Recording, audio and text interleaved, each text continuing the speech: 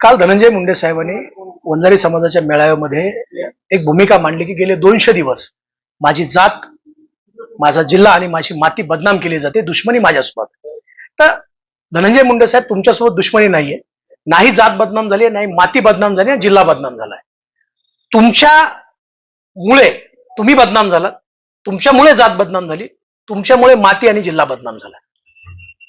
आणि ज्या वेळेला तुम्ही जातीला घेऊन पडताय त्यावेळेला माझे तुम्हाला काही प्रश्न आहेत. स्वर्गीय महादेव मुंडे हे कोणत्या जातीचे आहेत?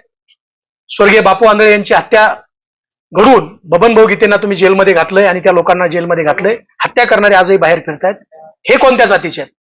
सहदेव सातबाई, प्रकाश मुंडे, अप्पा राख, शिवराज बांगर, बाळा बांगर ही लोक कोणत्या जातीची आहेत? तुम्ही अन्याय करताना कधीही कुणाची जात पाहिलेली नाही. आज तुमच्यावर वेळ आल्यानंतर तुम्ही जातीचं पांघरून घेताय. माझी जात ही वारकरी संप्रदायाची जात आहे, मेहनती जात आहे. तुमच्यामुळे आणि तुमच्या 5-10% लाभार्थ्यामुळे आज माझी जात बदनाम होते. याचं मला दुर्दैव वाटतंय.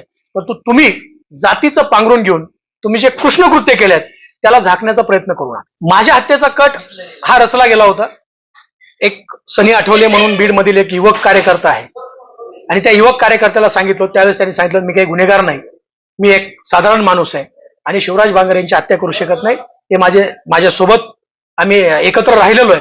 आणि त्यावेळेस सनी आठवलेंनी मला हे सांगितलं होतं, बाळा बांगरनी मला हे सांगितलं होतं की तुमची हत्या होणार आहे आणि थोडंसं सावध राहा. तर सनी आठवलेंनी हा विषय टाळला म्हणून सनीवरती आणि सनीच्या भावावरती मकोक्याची कारवाई केली. कराड करणार होता. म्हणजे माझ्या हत्येचे स्वप्न वाल्मिक कराड पाहत होता. ज्याप्रमाणे संतोष अण्णांना मारताना त्यांनी लाईव्ह पाहिलं, त्याच पद्धतीने मला सुद्धा मारताना हातपाय तोडताना त्याला लाईव्ह पाहायचं होतं आणि त्यासाठी तो अनेकांना त्या पद्धतीने सांगत होता. वाल्मिक कराड हा प्यादा आहे. वाल्मिक कराड हा काही करू शकत नाही.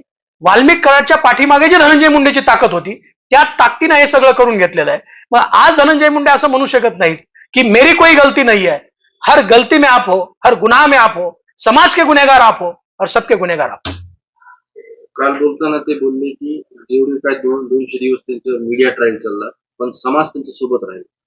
नाही, समाज सोबत नाही, सुद्धा मान्य नाही समाज. हे बघा, तुम्ही धनंजय मुंडेंच्या सोबत कोणता समाज आहे तो बघा. त्यांचा एक तर लाभार्थी वर्ग आहे, नाही एकदम गयेगुजरे गावातून वळवून टाकलेले लोक आहेत.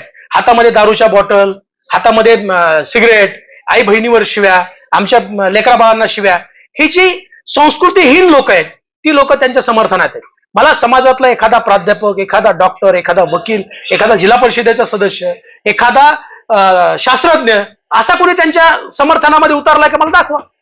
तुम्ही तुमचीच पात तुमच्या हाताने थोपटायचे, शाबास शाबास करायचे बंद करा. बबनभाऊ गीते जे आहेत, बबनभाऊ गीते हे विधानसभेचे होऊ घातलेले उमेदवार होते राष्ट्रवादी काँग्रेस पक्षाचे. त्यांना कुठल्या ना कुठल्या खुनात गोवायचं अशा पद्धतीने त्यांचे प्रयत्न होते. स्वर्गीय महादेव मुंडेंच्या खुनामध्ये सुद्धा बबन गीते आणि राजाभाऊ फड यांचं नाव घ्यावं यासाठी त्या कुटुंबाला प्रेशराईज केलं होतं पोलिसांनी आणि ह्या वाल्मिक कराडने सुद्धा. आणि मग त्याच्यामध्ये महादेव मुंडेच्या कुटुंबाने सांगितलं की आम्ही खोटं नाव कोणाचं घेणार नाही, कुणाचं आम्ही वाईट करणार नाही.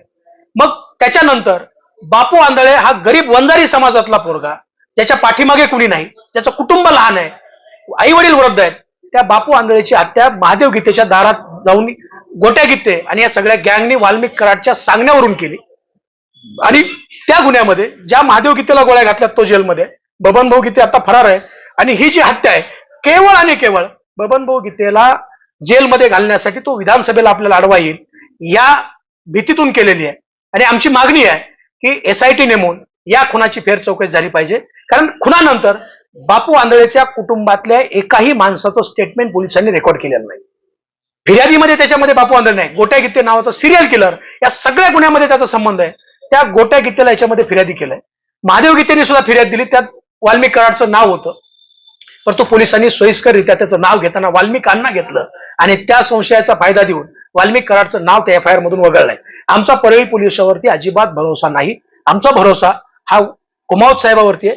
आमचा भरोसा हा कावत साहेबावरती आहे.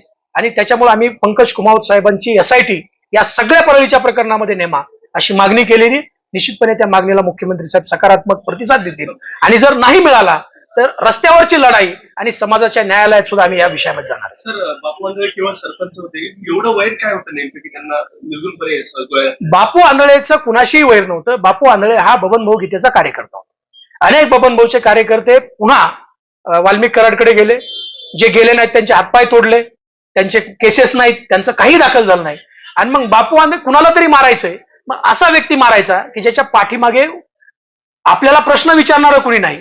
म्हणून बापू आंधळे सारख्या एका गरीब वंजारी समाजातल्या तरुण सरपंचाची हत्या घडून आणली, बबन गीतेंना केसमध्ये गुंतवली.